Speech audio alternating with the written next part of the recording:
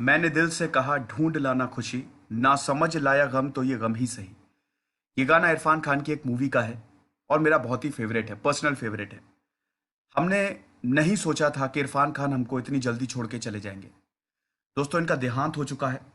अभी कुछ देर पहले ये खबर आई है।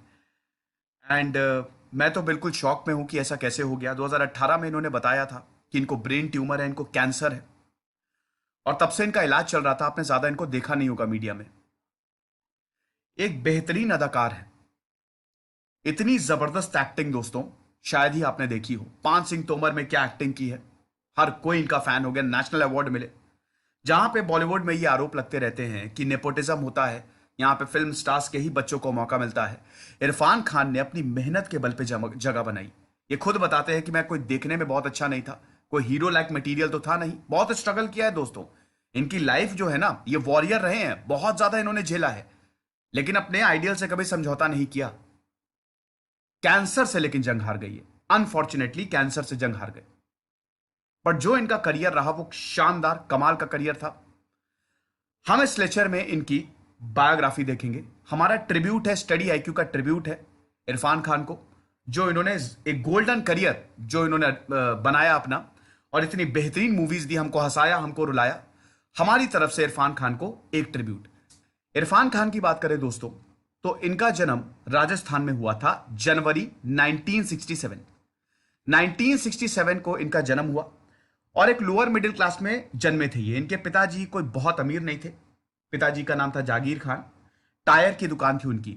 शिकार भी करने जाते थे, लेकिन ऐसा नहीं था कि बहुत अमीर फैमिली थी। आपको बता दूं कि जुरासिक पार्क, इन्होंने बताया अपने इंटरव्यू में कि जुरासिक पार्क मूवी उस समय रिलीज हुई थी और इनके पास मूवी देखने के लिए पैसे नहीं थे, और इन्होंने अभी जो जुरासिक वर्ल्ड आई थी उसमें उस पार्क के ओनर का रोल प्ले किया।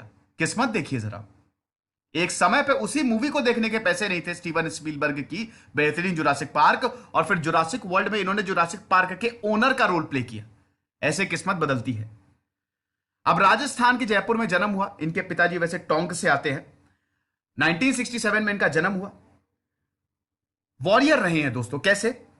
इरफान खान बताते हैं कि मेरे लिए एक्टिंग जीना मरना था, मूवीज मेरे लिए जीने मरने का सवाल था। मुझे और कुछ करना ही नहीं था, और यह मैंने बहुत कम उम्र में सोच लिया था। लेकिन द प्रॉब्लम वॉज कि मैं बहुत ज्यादा शाय था, मैं बहुत ज्यादा इंट्रोवर्ट था। मैं स्कूल में जो क्लासेस होती थी सबसे पीछे बैठता था, और इतना ज्यादा शर्माता था कि टीचर भी मुझे नोटिस नहीं करते थे। क्या हुआ कि ये 7 साल के थे। बहुत ही इंपॉर्टेंट इवेंट बताते हैं कि मैं 7 साल का था और पतंग कट के आई, और छत पे हमारे बाउंड्री नहीं थी, तो मैं गिर गया नीचे। और जब मैं नीचे गिरा, 7 साल का था, हड्डी पसली सब टूट गई, पूरी बॉडी टेढ़ी मेढ़ी हो गई। डॉक्टर के पास गया। 2-3 साल तक मेरा इलाज चला। रिकवरी में 2-3 साल लग गए दोस्तों। उसका इफेक्ट ताउम्र रहा दोस्तों इनके ऊपर। लेकिन उस 2-3 साल में इन्होंने अपने आप को पहचाना। स्कूल में जाते थे, मजाक उड़ाते थे कि उंगली ऐसी टेढ़ी है, खड़े नहीं हो पा रहे हो, सही से चल नहीं पा रहे हो, बहुत ज्यादा प्रॉब्लम। इनको लग रहा था कि अब खत्म, मतलब सब कुछ खत्म, और ये काफी टाइम तक रहा। आप समझ रहे हैं? मतलब एक इंसान अगर पहली मंजिल से सीधा नीचे गिरे तो उसका तो काम ही खत्म। तो ये रिकवरी में बहुत ज्यादा समय लग गया, और बताते हैं कि वो एक ऐसा फेज था, बहुत ही लो फेज था मेरी लाइफ में, क्योंकि उस समय मुझे किसी का सपोर्ट नहीं था। लोग मजाक उड़ाते थे कि देखो कैसे बात कर रहा है, कैसे चल रहा है, लेकिन मैंने हार नहीं मानी, मैं लड़ता रहा। इंट्रोवर्ट तो थे ही, शायद तो थे ही। पढ़ाई इन्होंने जयपुर से ही पूरी की। जयपुर में इन्होंने अपना ग्रेजुएशन किया। अब इनके पिताजी चाहते थे कि ये कोई हुनर सीख लें। पिताजी का बिजनेस था, ठीक ठाक बिजनेस था, अच्छा चल रहा था। इनकी माताजी चाहती थी, इनकी मम्मी जो है वो ये चाहती थी कि मेरा बेटा खूब पढ़ाई लिखाई करे और पढ़ लिख के लेक्चरार बने। बहुत सपने पाल रखे थे इनकी माताजी ने। तो इरफान खान, अब देखिए इरफान खान जो है वो मूवीज देखने जाया करते थे, ठीक है। दिलीप कुमार और नसरुद्दीन शाह की मूवीज देखने जाया करते थे वो। जब 11th-12th में थे तो एक बहुत ही वहां का फेमस हॉल है, वहां पे मूवीज देखने जाते थे और फैन हो गए दिलीप कुमार के। अब इनको लगा कि मुझे एक्टर ही बनना है और मुझे कुछ करना ही नहीं, लेकिन परिवार के सपने कुछ और। अब छोटे परिवार के छोटे सपने आपको पता ही है दोस्तों, ठीक है, कि अक्सर हम बॉलीवुड अगर उस समय कोई बॉलीवुड कहता था अरे बहुत बड़े एक्टर बनेंगे ये, बेटा पहले पढ़ाई लिखाई कर लो, यही होता था। इरफान खान के साथ भी यही था। ठीक है, कोई बहुत अच्छी कदकाठी नहीं थी। बताते हैं कि मैं बहुत ही पतला सा, काला सा, ठीक है, और बहुत ही एक अनअट्रैक्टिव चाइल्ड था। ठीक है, हर कोई इग्नोर ही करता था, कोई नोटिस नहीं करता था। और बॉलीवुड में अगर कोई ऐसा जाए तो समझ लीजिए कि क्या होगा। अभी हम टैलेंट को रिकॉग्नाइज कर रहे हैं बॉलीवुड में, लेकिन उस समय लुक्स के बल पे ही मौका मिलता था, और आउटसाइडर्स तो बहुत मुश्किल होता था उनके लिए जगह बनाना। तो इरफान खान तो लेकिन करना था बॉलीवुड, जाना था इनको मूवी इंडस्ट्री में। सपना तो पाल लिया था कि करना है तो मूवीज ही करनी है और कुछ नहीं करना है। उसके बाद इन्होंने अपना ग्रेजुएशन किया, फिर ये उर्दू से एमए कर रहे थे। अब इसी दौरान क्या हुआ कि 19 साल की उम्र में इनके पिताजी का देहांत हो गया। अब ऐसा है कि पिताजी का देहांत हो गया तो इनके ऊपर जिम्मेदारियां आ गई, परिवार की पूरी जिम्मेदारियां आ गई। अब जब परिवार की इनके ऊपर जिम्मेदारी आई, और इन्होंने तब तक ये सोच लिया था, पिताजी के देहांत से पहले सोच लिया था कि अब मैं सब कुछ छोड़ छाड़ के दिल्ली चला जाऊंगा, मुझे एक्टिंग सीखनी है, तो दिल्ली में नेशनल स्कूल ऑफ ड्रामा है, वहां पे सीखूंगा। लेकिन ऐसा हुआ कि इनके पिताजी का देहांत हो गया। अब इनके पास दो रास्ते थे, या तो घर छोड़ के चले जाएं, लेकिन ऐसा ये कर नहीं सकते थे, घर का खर्चा कैसे चलता, या अपने पिताजी के बिजनेस को संभाले, बड़े बेटे थे। तो इरफान खान को समझ नहीं आ रहा था कि क्या करें, मेरा सपना इधर वेट कर रहा है और मैं क्या करूं, और इधर माता जी बिल्कुल अलाउ नहीं कर रही हैं कि मूवी करो। तो इनके छोटे भाई ने बोला कि आप जाओ भाईजान, आप जाओ, मैं सब कुछ संभाल लूंगा। तो इनके छोटे भाई ने उस दुकान को संभाला और परिवार को संभाला। इरफान खान चले गए दिल्ली। अपनी माता जी से बोला कि ऐसा है मम्मी, मैं ट्रेनिंग के लिए जा रहा हूं, और जब ट्रेनिंग करके आऊंगा तो मुझे एक बहुत अच्छी यूनिवर्सिटी में जॉब मिल जाएगी और फिर मैं पढ़ाना शुरू कर दूंगा। तो फिर ये चले गए दिल्ली। वहां पे नेशनल स्कूल ऑफ ड्रामा में इन्होंने पढ़ाई की दोस्तों। ठीक है, इन्हें 1980s की बात है, 1986 की बात है। अब जब ये एनएसडी में थे तो यहां पे इनकी मुलाकात कुछ लोगों से हुई जो ताउम्र इनके साथ रहे और इनके करियर को बदलने में उनका बहुत बड़ा हाथ रहा। उनमें से एक थे तिग्मांशु धुलिया। तिग्मांशु धुलिया आपको पता ही है, पान सिंह तोमर तिग्मांशु धुलिया ने बनाई है, हासिल तिग्मांशु धुलिया ने बनाई है। ये दो मूवीज ने इरफान खान को एक्लेम दिया है। इसी मूवी के बल पे इरफान खान बहुत ज्यादा हिट माने गए, नेशनल अवार्ड दिलाया इसी मूवीज ने, इन्हीं मूवीज ने जो तिग्मांशु धुलिया ने डायरेक्ट की। और कैसे तिग्मांशु धुलिया ने इरफान खान को वापस जाने से रोक लिया राजस्थान, ये भी अभी हम आगे डिस्कस करेंगे। कहानी अभी वहां पे पहुंचने दीजिए। अब इनकी जो फ्यूचर वाइफ थी उनसे भी इनकी मुलाकात हुई। इनकी वाइफ का नाम है शुताब सरकार। यहां पे मुलाकात उनसे हुई। अब दोनों में देखिए, इनकी वाइफ इरफान खान के बारे में बताती हैं कि अजीब इंसान थे। हम लोग जब एनएसडी में थे तो हम सब हैंग आउट करते थे, पराठे खा रहे हैं, रेस्टोरेंट में जा रहे हैं, पार्टी कर रहे हैं, लेकिन ये जो है पार्टी ही नहीं, कुछ नहीं करते थे। ये बिल्कुल अलग रहते थे, पढ़ते रहते थे, स्क्रिप्ट पढ़ते रहते थे। ये एक अकेले थे जिनके हाथ में बहुत सारी स्क्रिप्ट और किताबें रहती थी। मेरी जब माता जी सबको, मतलब इनकी वाइफ बताती है कि क्योंकि वो दिल्ली की थी, तो मेरी मम्मी जब सबको घर पे पार्टी पे बुलाती थी, ठीक है, सब तो पूरा क्लास जाता था वहां पे। तो इरफान खान जब जाते थे तो मेरा भाई था, उसको पढ़ने लिखने का बहुत शौक था। तो इरफान खान जाते इनके भाई की अलमारी खोल के किताबें पढ़ने लगते। तो इनकी मम्मी कहती कि यार इसको तो बुला ले यार, वो अकेले ही बेचारा वहां पे बैठा हुआ है। और इरफान खान ऐसा भी नहीं है कि पढ़ाई करके, भी बताती कि पढ़ाई करके ऐसा भी नहीं है कि बहुत ही टॉप कर दिया या एक्स्ट्रा ऑर्डिनरी एक्टर हो गए, वो भी नहीं था। क्लास में भी बिल्कुल पिछड़े हुए थे, फर्स्ट ईयर की बात है ना। कोई बहुत ज्यादा इनको नोटिस नहीं करता था। उस समय जिनको नोटिस किया जाता था वो जो लोग थे उनको उसमें दाव लगाया जाता था, मतलब इनको लीड रोल नहीं मिलता था। भाई नेशनल स्कूल ऑफ ड्रामा में भी बहुत सारे असाइनमेंट होते हैं, थिएटर होता है। इरफान खान ने अपनी शुरुआत थिएटर से ही की, ठीक है। तो जो लीड रोल है वो इरफान खान को दिया ही नहीं जाता था कभी। लेकिन तिग्मांशु धुलिया बताते हैं कि उनको ये यकीन था कि ये बहुत आगे जाएंगे। ये तो बिल्कुल पक्की बात है कि एक्स्ट्रा ऑर्डिनरी है ये। अब यहां पे पढ़ाई पूरी होती है दोस्तों। तीसरे साल आते आते इरफान खान को एक बहुत बढ़िया एक्टर माना जाने लगा। एक दिन क्या हुआ, एनएसडी में मीरा नायर आई। बहुत बेहतरीन डायरेक्टर हैं दोस्तों, मीरा नायर आई। और मीरा नायर जब आई तो उनको एक मूवी बनानी थी, ठीक है। सलाम बॉम्बे 1988 में मूवी आई थी, एकेडमी अवार्ड के लिए भी उसको नॉमिनेट किया गया था। आपने उसका नाम सुना होगा, नाना पाटेकर, उसमें कमाल की मूवी है। तो सलाम बॉम्बे के लिए उनको कास्टिंग करनी थी, इरफान खान को चुन लिया। अब इरफान खान बहुत ज्यादा खुश हो गए, क्या बात है, मुझे चुन लिया गया, बहुत ज्यादा खुश। इरफान खान ने पूरी मेहनत की और सोचा कि अब इस मूवी में मुझे काम मिलेगा, लेकिन प्रॉब्लम यह है कि जब ये मूवी करने गए, इनका रोल ही काट दिया गया। खाली 2 महीने की वर्कशॉप कराई और इनको वापस भेज दिया। अब इरफान खान को इतना ज्यादा दुख हुआ, ये बहुत रोए। बताते हैं कि मैं बहुत ज्यादा रोया, क्योंकि मुझे अल्टीमेटली मूवीज में काम करना था और मैं कर नहीं पाया।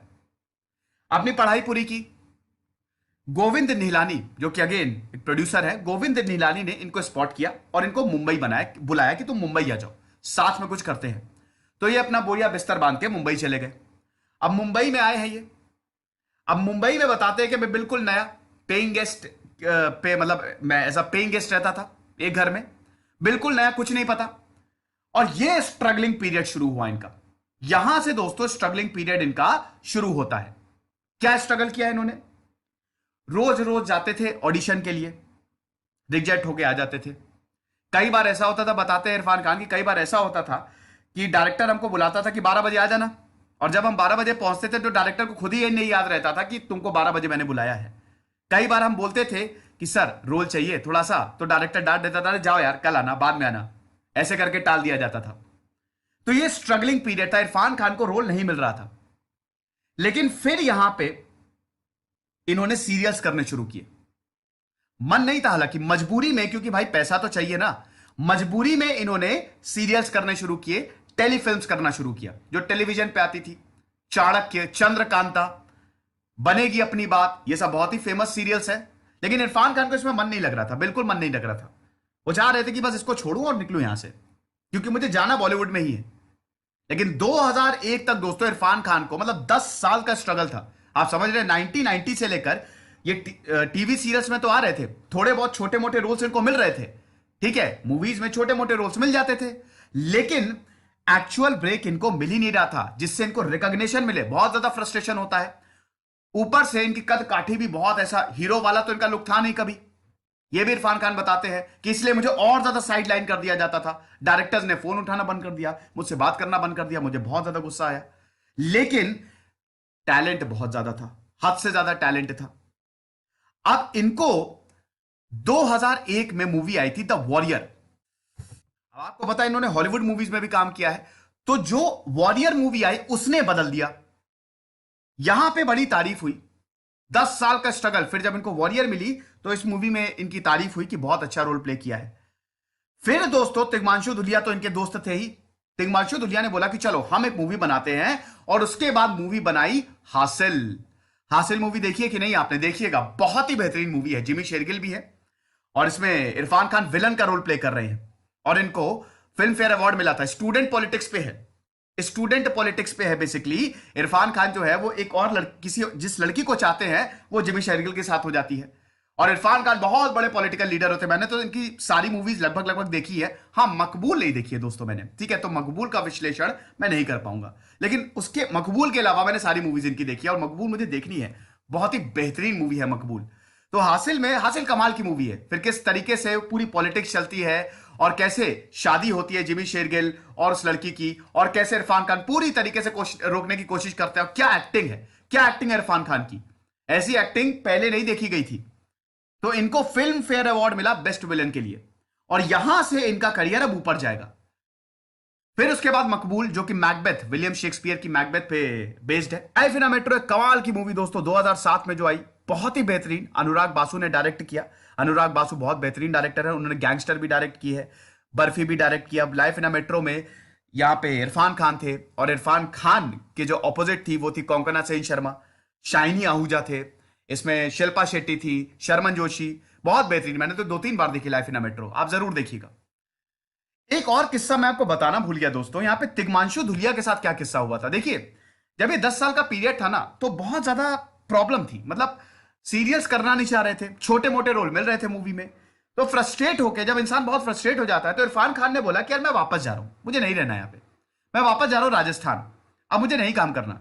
तो तिग्मांशु धुलिया ने बोला कि रुक जाओ, अभी मत जाओ, नेशनल अवार्ड लेके जाना, जहां नहीं है तो नेशनल अवार्ड लेके जाओ, और वो मुझ पे छोड़ दो, मैं कैसे दिलाऊंगा।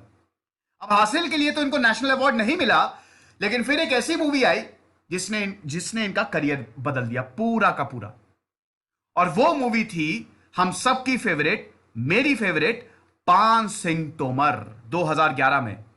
पान सिंह तोमर के रिसर्च में, मतलब इस पूरी मूवी की प्रक्रिया जो थी, 8 साल लग गए थे, क्योंकि पान सिंह तोमर के उनके बारे में कुछ भी अवेलेबल नहीं था नेट पे, कोई किताब नहीं लिखी गई, खाली पुलिस रिकॉर्ड्स थे। रिसर्च में 6-7 साल चले गए। पान सिंह तोमर एक ऐसी मूवी थी, और यहां पर इरफान खान बताते हैं कि पान सिंह तोमर में हमने कोई पब्लिसिटी नहीं की थी, खाली एक पोस्टर निकाला था, कुछ नहीं किया था, लेकिन पान Singh Tomar was a very very very big hit. अब आपने देखी है मूवी की नहीं? नहीं देखी है तो डाउनलोड करके अभी इसी वक्त देखिए। क्या बेहतरीन एक्टिंग की है दोस्तों। वो सीन तो कमाल का है कि कभी आइसक्रीम के साथ गुलाब जामुन खाया है तुमने। क्या बेहतरीन एक्टिंग की, डायलॉग डिलीवरी कमाल का, कमाल की डायलॉग डिलीवरी। और बहुत यहां पे इनको इनकी तारीफ हुई, और इनको नेशनल अवार्ड मिला। फाइनली इनको बेस्ट एक्टर का नेशनल अवार्ड दिया गया, और फिल्म फेयर अवार्ड भी दिया गया। अवार्डों की झड़ी लग गई, और उसके बाद इनका करियर फिर एक्सपोनेंशियल राइज आया इनके करियर में, और अब इनको लीडिंग रोल्स मिलने लगे, फिर द लंच बॉक्स, ओहो लंच बॉक्स, तो इसमें दो नवाजुद्दीन सिद्दीकी, दो बेहतरीन एक्टर साथ में, एक नवाजुद्दीन सिद्दीकी और एक इरफान खान। क्या बेहतरीन कहानी है, क्या बेहतरीन एक्टिंग है दोस्तों। अब द लंच बॉक्स जरूर देखिएगा। मूवी चलती जाती है ना, लेकिन आप हट नहीं सकते इस मूवी पे, आपको बांधे रखेगी। हैदर में बहुत बड़ा रोल तो नहीं था, ठीक है, हैदर में बहुत बड़ा रोल तो नहीं था, ठीक है, इसमें भी सपोर्टिंग ही रोल इनको मिला था। पीकू में इनको लीड रोल मिला, तलवार में इनको लीड रोल मिला। हिंदी मीडियम तो आपको बता दूं कि स्लीपिंग हिट थी। हिंदी मीडियम 100 करोड़ से ऊपर कमाई की। हिंदी मीडियम, एक बार इनसे पूछा गया था इरफान खान से कि जो बॉलीवुड की मूवीज है, बड़े बड़े हीरोज की मूवी है, वो 100 करोड़ 200 करोड़ कमाती है, आपकी मूवी 100 करोड़ नहीं कमाती। तो इन्होंने बोला कि मेरी मूवी ने 20,000 करोड़ कमाए हैं, ठीक है। कौन सी मूवी है वो? जुरासिक वर्ल्ड, है ना, जुरासिक वर्ल्ड में इन्होंने काम किया था। तो हिंदी मीडियम तो दोस्तों स्लीपिंग हिट है, इंडिया और चाइना में बहुत ज्यादा हिट हुई। और ये आपको शायद जान के हैरानी होगी, भारतीय इतिहास की हाईएस्ट ग्रॉसिंग मूवी है ये, जिसने बहुत ज्यादा पैसा कमाया, ठीक है। तो हिंदी मीडियम बहुत बड़ी हिट रही, और अभी उसका सीक्वल आया अंग्रेजी मीडियम, ठीक है। सीक्वल तो नहीं है, मतलब इरफान खान है लीड रोल में, शूटिंग उसकी पहले ही हो गई थी, लेकिन अंग्रेजी मीडियम। इसी दौरान एक और बहुत बेहतरीन मूवी आई थी मदारी, उसमें लीड रोल में है इरफान खान। मदारी आपने देखी है कि नहीं? आप जरूर देखिएगा, वो तो कमाल की उसमें एक्टिंग है, बहुत ही बेहतरीन। जब इनको पता चलता है कि मेरा बेटा नहीं रहा इस दुनिया में, उस समय जो इमोशनल आउटबर्स्ट दिखाया है इरफान खान ने, वो काबिले तारीफ है, आप खुद भी रोने लगे। हॉलीवुड मूवीज की बात करें, हॉलीवुड मूवीज में नेम सेक, दार्जिलिंग लिमिटेड, अमेजिंग स्पाइडरमैन में इन्होंने, अब इसमें बहुत बड़े बड़े रोल्स तो नहीं किए थे। जुरासिक वर्ल्ड आई थी, इन्फर्नो आई थी, ठीक है, ये चीज। और उसके बाद दोस्तों कुछ और बॉलीवुड मूवीज में भी इन्होंने काम किया था। करीब करीब सिंगल आई थी, जब इनको कैंसर डायग्नोस किया था उसी समय करीब करीब सिंगल आई थी। और तब मैंने इनका राजीव मसंद के साथ इंटरव्यू देखा था, 3 साल पहले उन्होंने इंटरव्यू किया था, और उसी समय करीब करीब सिंगल ही थी शायद वो मूवी के लिए ये आए थे, और इन्होंने इंटरव्यू दिया था। और उस समय इनको नहीं पता था, उस समय बिल्कुल फिट लग रहे थे, लेकिन ऐसा बोला जाता है कि करीब करीब सिंगल के सेट पे भी कभी कभी इनकी तबीयत बिगड़ जाती थी। तब इनको पता चल गया था कि कुछ तो गड़बड़ है, और 2018 में इन्होंने बताया कि मुझे न्यूरो एंडोक्राइन ट्यूमर है। ट्विटर अकाउंट से इन्होंने, अपने ऑफिशियल ट्विटर अकाउंट से सबको बताया। लेकिन दोस्तों ये 2 साल में, फिर ये ब्रिटेन चले गए इलाज के लिए, 2 साल में इनकी हालत काफी सुधर गई थी, ये रिकवरी मोड पे थे, भारत भी आ गए थे। फिर इनको मुंबई में कोकिलाबेन अस्पताल में भर्ती कराया गया, और 27 अप्रैल को उनको भर्ती कराया गया, और आज ही 29 अप्रैल 2020 को यह खबर आई, आज के दिन यह खबर आई, 53 साल की उम्र में इनका देहांत हो गया। तो ये दोस्तों हम सबके लिए एक बहुत ही चौंकाने वाली खबर है। तो ये बहुत ज्यादा शॉकिंग न्यूज आई दोस्तों कि इरफान खान का देहांत हो गया। मुझे तो विश्वास ही नहीं हुआ कि ऐसा कैसे हो सकता है, लेकिन अब यही सृष्टि है। Death is the ultimate truth and you have to accept it. तो भगवान इनकी आत्मा को शांति दे और परिवार को हिम्मत दे। खुश रहिए, पढ़ते रहिए। दिस इज सिद्धांत अग्निहोत्री।